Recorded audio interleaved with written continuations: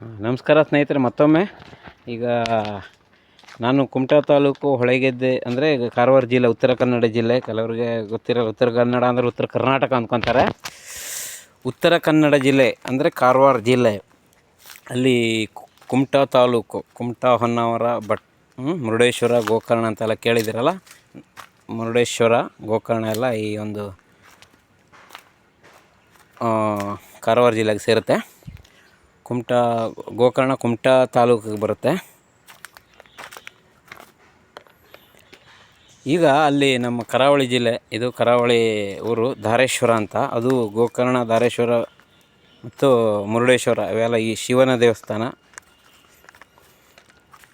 ಈಗ ನಾನು ಹೇಳಲಿಕ್ಕೆ ಹೊರಟಿರೋದು, ಈ ಏಪ್ರಿಲ್ ಮೇನಲ್ಲಿ ಊರಿಗೆ ಬಂದಾಗ ನಮ್ಮಲ್ಲಿ ತೋಟದಲ್ಲಿ ಏನೇನೋ ಕಾಣ್ತಾ ಇದೆ ಅನ್ನೋದನ್ನು, ಏನೇನು ಬೆಳೀತಾರೆ, ಏನೇನು ಉಪಯೋಗಿಸ್ತಾರೆ ಅನ್ನೋದು ಗೊತ್ತಿರೋದನ್ನು, ನಮ್ಮ ತೋಟದಲ್ಲಿ ಏನೇನು ಇದೆಯಾ ಅನ್ನೋದನ್ನು ತೋರಿಸ್ಕೊಂಡು, ಒಂದು ಹಳ್ಳಿಯ ಸಂಭ್ರಮ, ಈ ಹಳ್ಳಿ ವಾತಾವರಣ. ಸೆಕೆ ಇದೆ, ಈಗ ಸೆಕೆ ಇದ್ರೂ ಒಂಥರ ತುಂಬ ಖುಷಿಯಾದ ವಾತಾವರಣ ಇರುತ್ತೆ.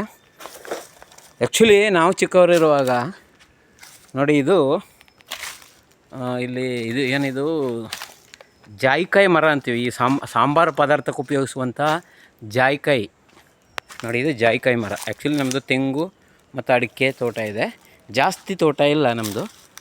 ಇದಕ್ಕೆಲ್ಲ ಮೊದಲು ಎಲೆ ಬಳ್ಳಿ ಅಂತ ಈಗ ತೋರಿಸ್ತಾ ಇದ್ದೀನಿ, ಎಲೆ ಬಳ್ಳಿ ಇರ್ತಾಯಿದ್ವು. ಎಲೆ ಬಳ್ಳಿಗಳನ್ನು ವೀಳ್ಯದೆಲೆ ಅಂತೀವಲ್ಲ, ಅದನ್ನು ಮಾಡ್ತಾಯಿದ್ದೀವಿ. ಆದರೆ ಈಗ ಅದು ತುಂಬ ಕಡಿಮೆ, ಮಾಡೋರು ಇಲ್ಲ.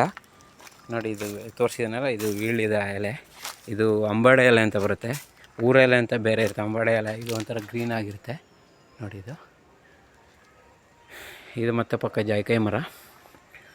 ಆಮೇಲೆ ಇಲ್ಲಿ ಹಲಸಿನ ಮರ ಎಲ್ರಿಗೂ ಗೊತ್ತು. ಅದರೊಳಗೆ ನಮ್ಮಲ್ಲಿ, ನಮ್ಮ ಕಡೆಗೆ 2 ಥರ ತಳಿ ಅಂತ ಹೇಳ್ತೀವಿ. ತುಂಬ ತಳಿ ಇದ್ದಾವೆ ನಮ್ಮಲ್ಲಿ.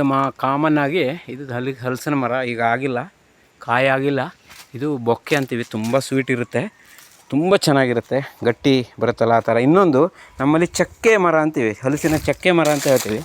ಚಕ್ಕೆ ಅಂದರೆ ಅದು ಸೊಳೆ ಅಂತೀವಿ ನಾವು, ತೊಳೆ. ಅದು ಹಣ್ಣು ಹಾಗೆ ಕೈಯಲ್ಲಿ ಬಗೆದ್ರೆ ನರಸಿಂಹ ಹಿರಣ್ಯಕಶಿಪನ ಹೊಟ್ಟೆ ಬಗ್ದಂಗೆ ಬಗಿತೀವಿ ಒಂದೊಂದು ಸಲ. ಅದು ಆಗಾಗೆ ಓಪನ್ ಆಗುತ್ತೆ, ಹಂಗೆ ತುಂಬ ಅದು ಸ್ವೀಟ್ ಇರುತ್ತೆ, ಗಟ್ಟಿ ಬರಲ್ಲ. ಅವು ಜಾಸ್ತಿ ದಿನವೂ ಇರೋಲ್ಲ. ಹಣ್ಣು ಆಯಿತು ಅಂದ್ರೆ ಹಂಗೆ ಮರದಿಂದ ಹಂಗೆ ಉದುರು ಬೀಳ್ಬಿಡುತ್ತೆ. ಅದನ್ನು ಹಾಗಾಗೆ 25-50 ಸೊಳೆ ತಿಂತಾಯಿದ್ವಿ ಮೊದಲು. ಈಗ ಅವು ತಿನ್ನೋಕ್ಕಾಗಲ್ಲ ಅಷ್ಟೊಂದು.